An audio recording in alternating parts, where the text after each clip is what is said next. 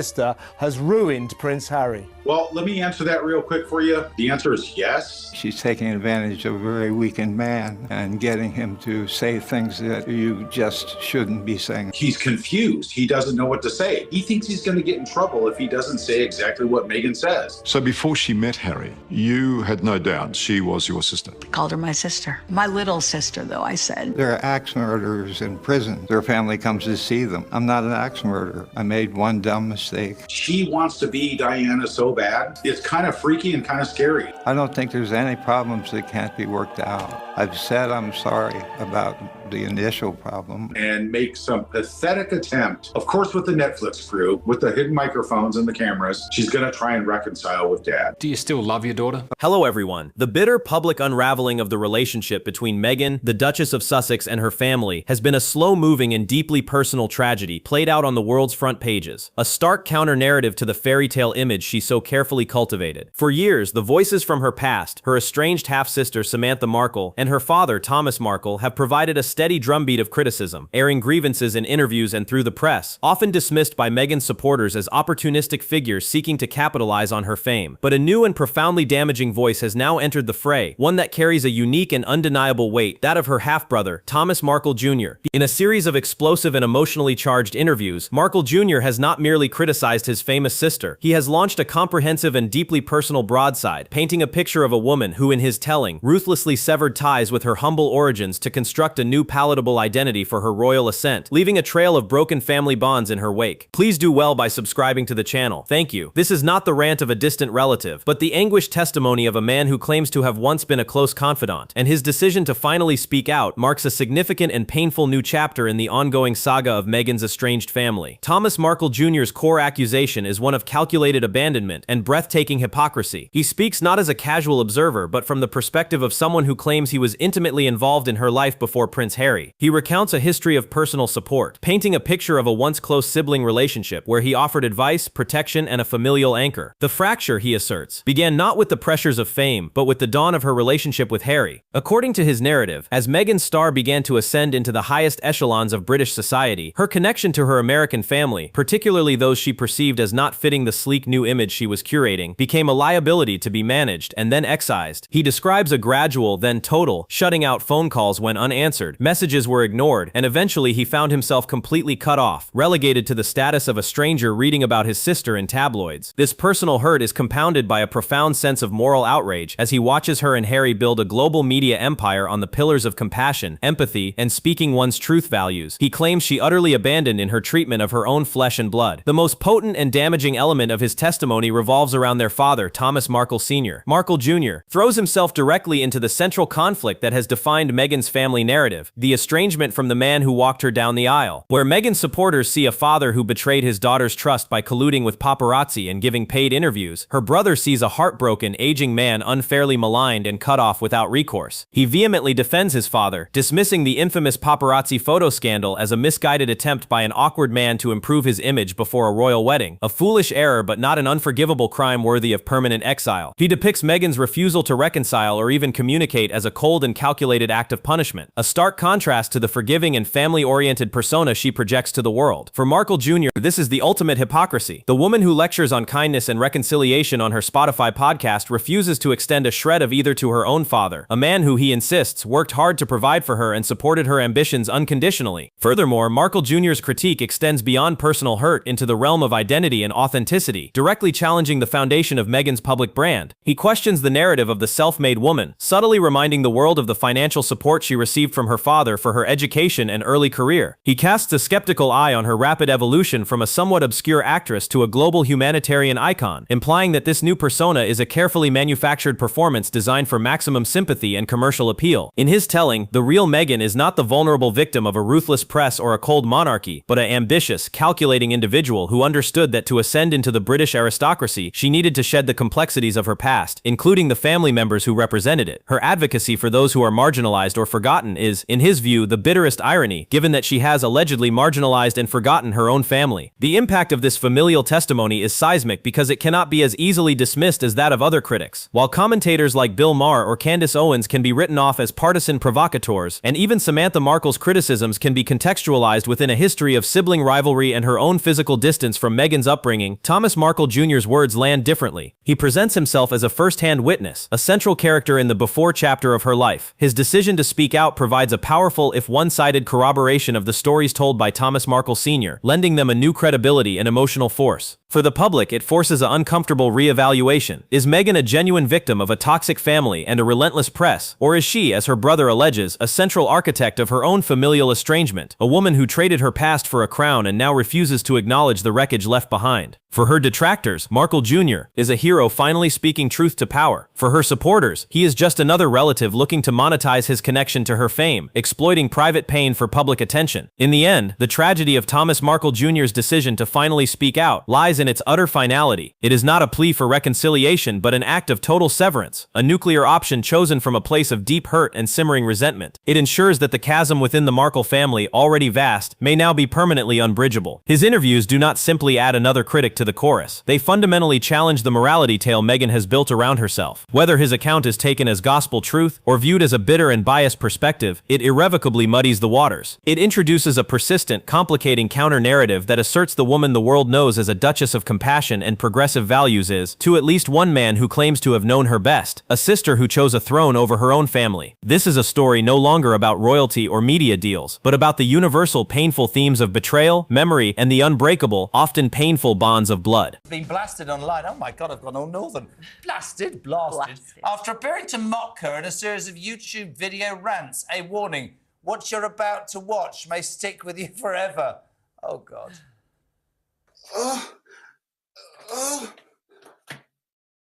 I'm having trouble. It's deflating. Me gained swamp donkey crotch. I was just showing off my new bump that I bought used on eBay out of Montecito.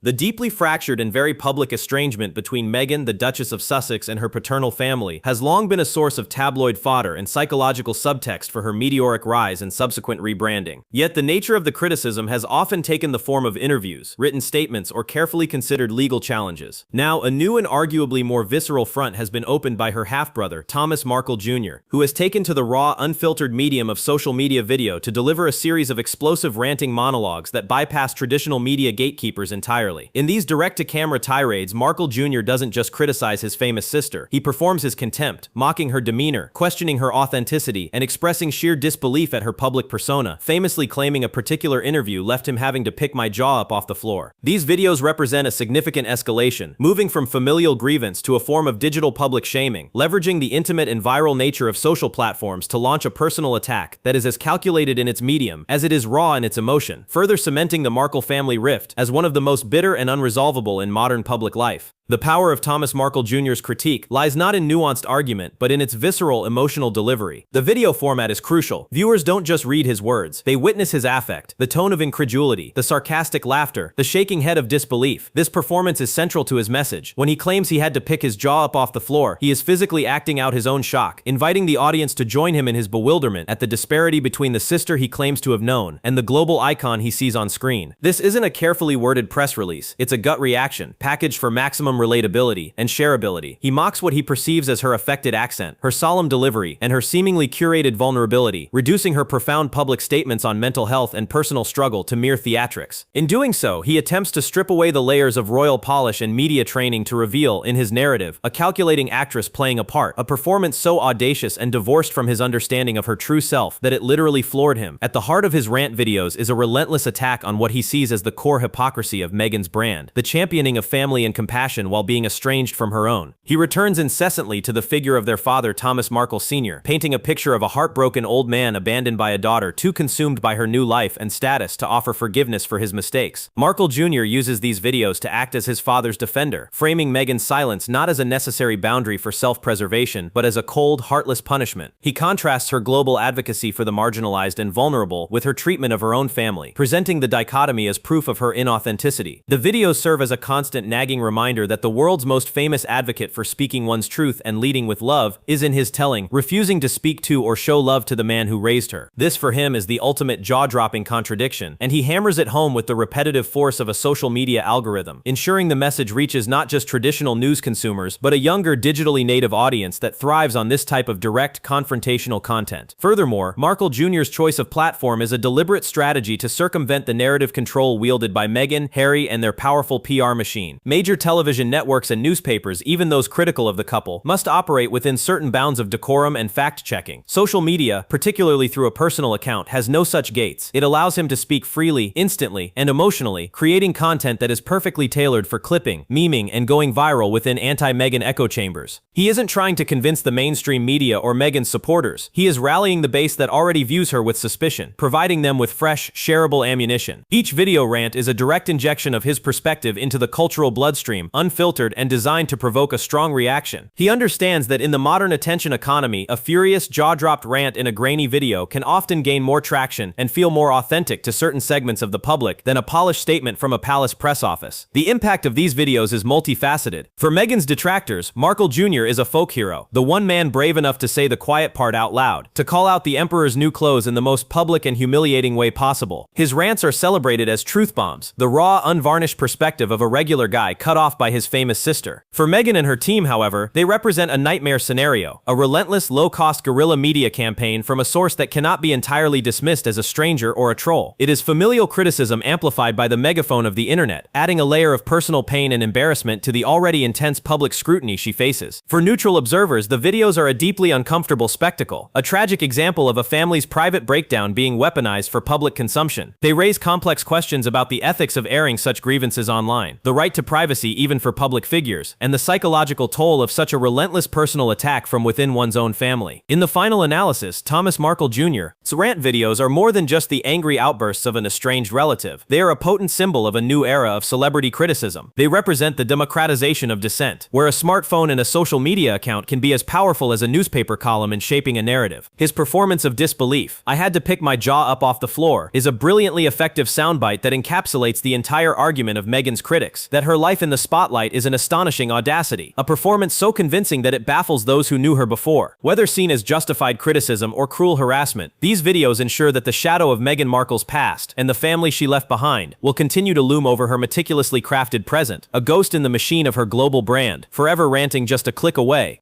The writing's been on the wall.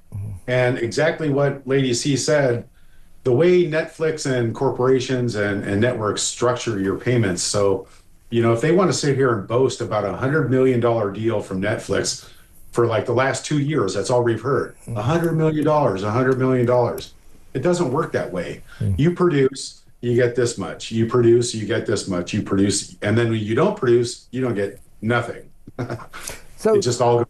The unceasing public drama surrounding the Duke and Duchess of Sussex took a notably personal and vitriolic turn as Meghan Markle's half-brother, Thomas Markle Jr., joined forces with one of the couple's most persistent and well-known critics, Lady Colin Campbell, for a collaborative broadside that targeted the very heart of the Sussexes' post-royal commercial enterprise, their collapsed $100 million Netflix deal. In a widely circulated discussion, Markle Jr. took specific aim at the now-cancelled animated series Pearl, which Meghan was set to executive produce, launching into a mocking tirade against the project's premise, and by extension, the authenticity of his sister's entire creative and moral philosophy. His derisive characterization of the series as completely fake, delivered in tandem with Lady C's trademark acerbic commentary, represents more than just criticism of a failed television show. It is a concerted effort to frame the entire Sussex Netflix venture as a metaphor for what they argue is the profound and calculating hypocrisy of Meghan Markle herself, a woman who preaches empowerment and compassion while allegedly severing ties with her own family, thus rendering any narrative she creates about strength through adversity as not just ironic, but fundamentally illegitimate. The Project Pearl was initially announced with great fanfare, described as an animated series that would follow the adventures of a 12-year-old girl who finds inspiration from influential women throughout history. Meghan, through the Arcuel Productions banner, was to be its executive producer, and the show was touted as a cornerstone of the couple's content creation partnership with the streaming giant, embodying their stated mission to produce programming that offers hope and inspiration. For supporters, it was a natural extension of Meghan's long-standing advocacy for women and girls. For critics like Thomas Markle Jr. and Lady C, however, the premise was ripe for derision. In their joint appearance, Markle Jr. seized on the concept with palpable sarcasm, mocking the idea that his sister, whom he portrays as having abandoned her own father and family, could position herself as a guide for young people on finding inspiration and strength. His critique hinges on the perceived disconnect between the message of the show and the author's own actions, a disconnect he finds so vast it can only be described as completely fake. He argues that the values of connection, historical awareness, and female empowerment being sold to Netflix and the public are a hollow performance, a brand strategy utterly divorced from the reality of a woman who, in his narrative, systematically cut off her own roots to advance her social and financial standing. Lady Colin Campbell, a long-standing figure in royal commentary, known for her extensive network of sources and often brutal assessments, provided the structural reinforcement to Markle Jr.'s emotional outburst.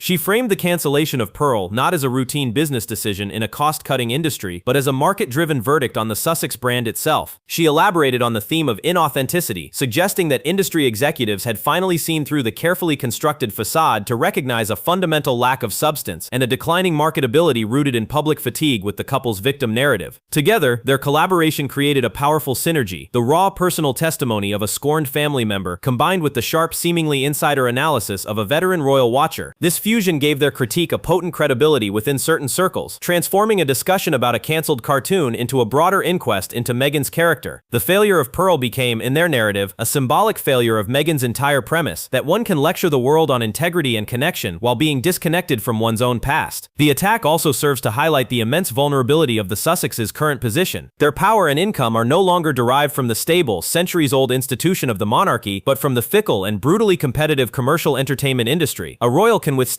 bad press, a content creator whose product is their own story and values cannot. Markle Jr. and Lady C's mockery of the cancelled series is a direct strike at this commercial foundation. By loudly and publicly celebrating the failure of a flagship project, they aim to diminish the Sussex brand's value in the marketplace, sending a message to other potential partners that association with Harry and Meghan carries not just prestige, but significant reputational and financial risk. Every joke about Pearl being fake is implicitly a question posed to executives at Netflix and elsewhere. Why would you invest millions in a brand that a growing portion of the public views as inauthentic and toxic? Furthermore, this episode underscores the evolving nature of modern public shaming. Thomas Markle Jr., once a private figure, has now fully embraced the role of a public critic, leveraging his familial connection as a platform. His decision to partner with a professional commentator like Lady C signifies a strategic maturation of his campaign against his sister. It is no longer just the rant of an angry brother, but a coordinated media effort. They are effectively co-producing their own content, a narrative of Meghan's hypocrisy, to counter the content produced by Arcuel. This creates a bizarre meta-drama, a battle of competing productions and narratives, one operating with a 9-figure budget from a California mansion, the other from webcam studios, but both vying for the same commodity, public belief. It is a personal attack meant to wound, a philosophical argument meant to discredit, and a commercial strategy meant to devalue. It translates a business headline into a character indictment, using the corpse of a cartoon project as evidence in the larger trial of Meghan Markle's authenticity. Whether this tactic further galvanizes her supporters against what they see as cruel and opportunistic harassment, or successfully seeds doubt about the foundation of the Sussexes' mission is the central question of their ongoing media war. The cancellation of Pearl may have been a corporate decision, but in the hands of her critics it has been weaponized into the ultimate "I told you so," a symbol of a dream not just deferred but exposed. Hope you enjoyed the video. See you in our next video. Thanks for watching.